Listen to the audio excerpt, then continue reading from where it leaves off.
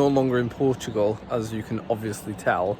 Back in Wales, doing some errands. Just dropped Charlie off at the train station. She's heading off to London for the weekend, up to the Big Smoke. And I'm now planning to go on a bike ride all day before watching the Giro stage and hopefully seeing Geraint take the big win. So a week ago today we finished the ride across Portugal, and I would be lying if I told you I'd been doing a lot this week. I've actually done very little. I've been trying to take it easy and recover, and you know, last week was fairly big actually. It was nearly 30 hours, just steady Eddie riding, but also almost every day I was sending it in some shape or form. Make sure I don't get ill because of the travel, and just make sure I recover from it. So a week later, as of today, I do feel incredibly strong now, and it's taken a long time to feel this way. Ever since February I've been sort of patiently chipping away at it, and you know, it's nearly June now, so you know, these things take time. There's that obvious decoupling between my heart rate and my power, so you know, sometimes that can happen when you're tired, of course, but you know, when things align, sometimes you don't need a power meter or anything to tell you when you're feeling good, and that's kind of where I am right now. However, there is an obvious change, and yeah, it only remains to be seen, but if I do any sort of max efforts now over the next couple of days or weeks, inevitably we're going to see a difference there. June is shaping up to be kind of busy, guys, like, well, and July to be honest, but the Dragon Ride, which is potentially Wales' biggest cycling event. I've never ever done it before, but I've entered the 300-kilometer ride, somewhere around 9.5 hours, maybe quicker if I'm being damn ambitious, which I am. So we'll see how the build up to that unfolds. That's a big day, and obviously nutrition plays a major part of that, which we'll cover as well. But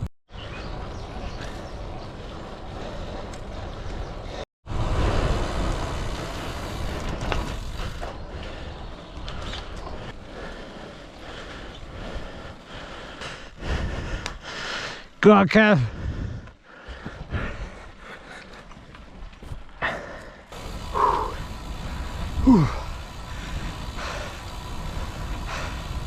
I think the local runners call this climb Murder Mile.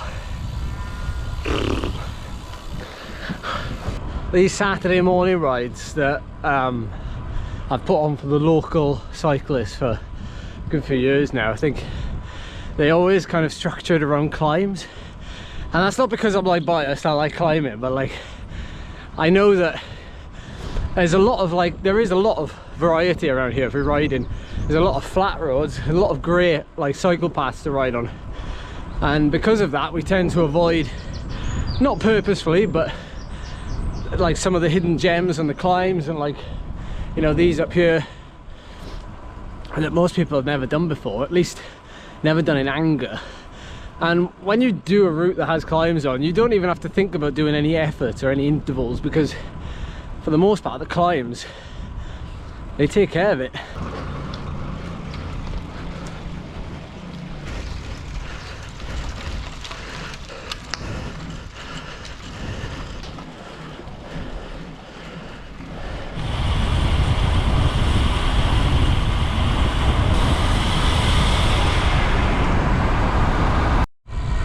Love the route we've done today, because we always get rewarded by this stunner of a view.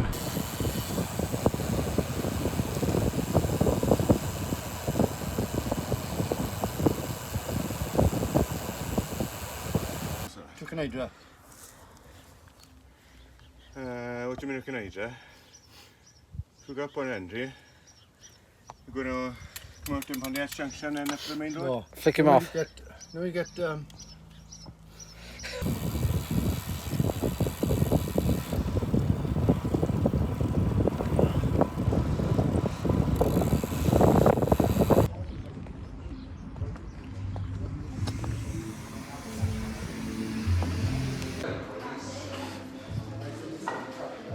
Welsh cakes to celebrate. G in pink.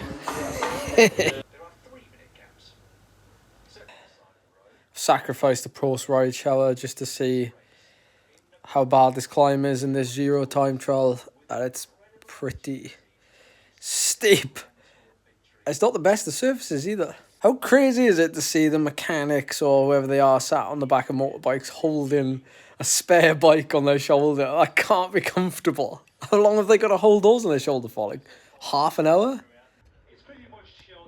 How awesome is this road they're on? It's like so smooth. Is this supposed to be a cycle path or something? Oh, what's going on there?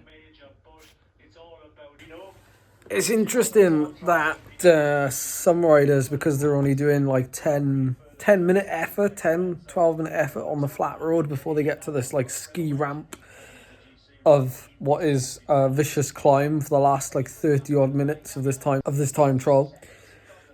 Some of them are wearing like road helmets because in theory, what would be the loss over the first 10 minutes? Like, you know, you might lose a couple of seconds versus a time trial helmet. I wouldn't really know exactly, but it's what you would gain on the climb with like ventilation and comfort and how that would affect you mentally. Because although we've seen some really fast times, like Brandon McNulty has like raced up the climb like super quick, and he's had a full aero helmet on with visor as well. So I think it comes down to personal preference really, but it's going to be interesting to see how these how Geraint and Roglic and Almeida go up this climb and what equipment they go with. So Roglic has just started. I don't know why I'm telling you this because you're watching this after the fact, but if any of you guys have seen anything online about like the watts per kilo or like anything about the pacing strategy of the riders, obviously this video is going out after the fact, so like let me know, because I'm really interested in stuff like this, because obviously we don't have many time trials that have like, technically they're uphill time trials, aren't they? Like we don't have many of them, and I get like really into a stage like this because like it's the closest I could come to doing something like this. Like obviously I can't do it, but in my humble opinion, Geraint just has to like stay calm for the first 10-12 minutes, ride within himself, like don't take any risks, and then when he gets on the climb, he's got to ride like to his own. Like at the end of the day as well, all this last week, the hardest week of the Giro, the final week, like he'll have known what power he's been riding at up every climb. He'll have known what power he was doing when him and Roglic were going head to head in the final few kilometers of the summit finishes. So he'll know potentially already, like if he's on a good day, if he's on a bad day. He'll know if he's holding like say 430 watts or something for the first 20 minutes of this climb. He'll know that he's probably doing enough. And I know he's getting time checks, but that's the thing with power meters.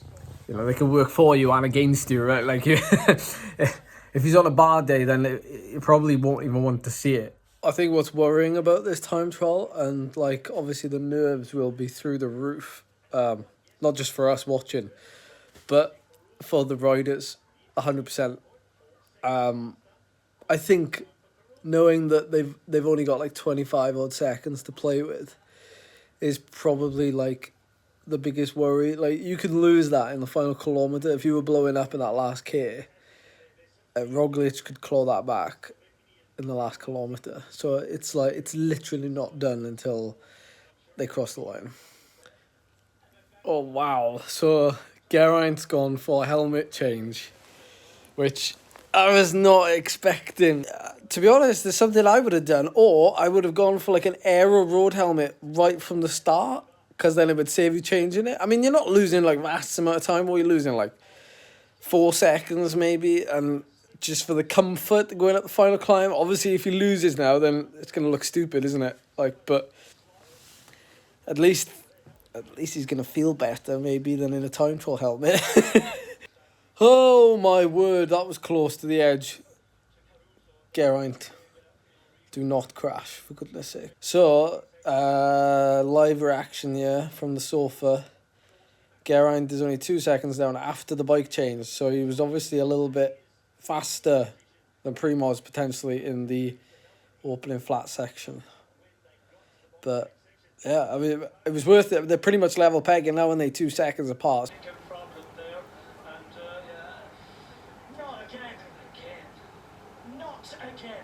Oh, on the portal, he drops his chain. Of all things, the 1-by system with the mountain bike or gravel gear. What are the chances?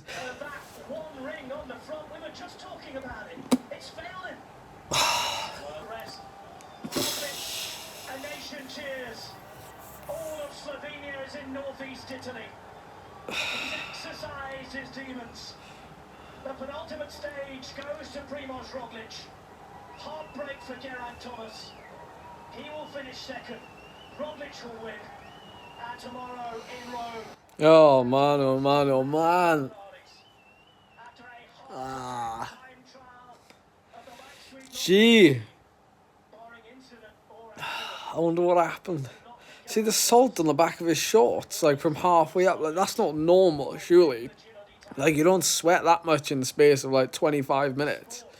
Oh my word, the salt is all over his legs. Have you seen that? He blew big style, didn't he? He must have blown. Roglic deserved that, even with the mechanical. Got to be said, like,